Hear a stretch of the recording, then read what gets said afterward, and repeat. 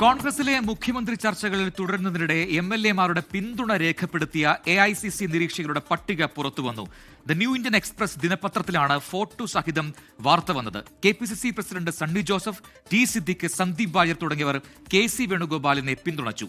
ചിത്രത്തിലേത് യഥാർത്ഥ വിവരങ്ങൾ അല്ലെന്ന് എഐസിസി നിരീക്ഷകൻ മുകുൾ വാസ്നിക് 24-നോട് പറഞ്ഞു.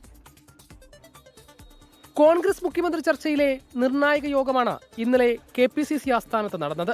നിയുക്ത എംഎൽഎമാർ മുഖ്യമന്ത്രി സ്ഥാനത്തേക്ക് തങ്ങൾ പിന്തുണയ്ക്കുന്നവരുടെ പേര് എഐസിസി നിരീക്ഷകർക്ക് മുന്നിൽ വെച്ചു. അങ്ങേയറ്റം രഹസ്യ സ്വഭാവം സൂക്ഷിക്കേണ്ട ഈ വിവരമാണ് വാർത്താചിത്രമായി പുറത്തുവന്നത്.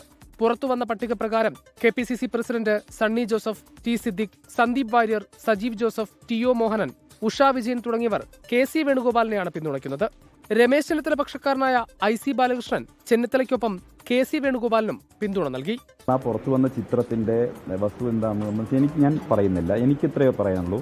കോൺഗ്രസ് എന്ന് പറയുന്ന ഒരു ജനാധിപത്യ പാർട്ടിയിൽ ഇത്തരമൊരു എക്സസൈസ് നടക്കുന്നു എന്നുള്ളത്, ഒരു ജനാധിപത്യപരമായിട്ടുള്ള പ്രക്രിയ നടക്കുന്നു എന്നുള്ളതിനെ നിങ്ങളൊക്കെ അഭിനന്ദിക്കുകയാണ് വേണ്ടത്. പുറത്തുവന്ന ചിത്രം ചർച്ചയായതോടെ അത് തെറ്റായ പട്ടികയാണെന്നും യഥാർത്ഥ വിവരങ്ങളല്ലെന്നും എഐസിസി നിരീക്ഷകർ മുകുൾ വാസ്നിക് 24-നോട് പറഞ്ഞു. This is not real, it is incorrect, and this doesn't reflect the deliberations. It is not correct at all. മുഖ്യമന്ത്രി ചർച്ചകളിൽ തന്റെ പിന്തുണ രേഖപ്പെടുത്താത്തതിൽ പരാതിയുമായി നിയുക്ത ഉദുമ എംഎൽഎ കെ നീലകണ്ഠൻ രംഗത്തെത്തി. K Neelakandan VD. സതീശൻ പക്ഷക്കാരനാണെന്ന് അവർ അവകാശപ്പെടുന്നു.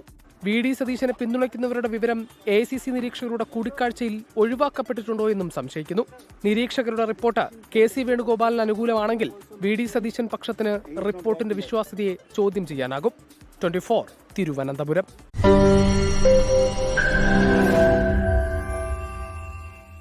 ലോകത്തെവിടെയായാലും ഏത് സമയത്തും 24 വാർത്തകളും ഓഗ്മെന്റഡ് റിയാലിറ്റി പാക്കേജുകളും എക്സ്പ്ലെയിനറുകളും വിശദമായി കാണാൻ ഞങ്ങളുടെ യൂട്യൂബ് ചാനൽ നിങ്ങൾക്ക് സബ്സ്ക്രൈബ് ചെയ്യാം.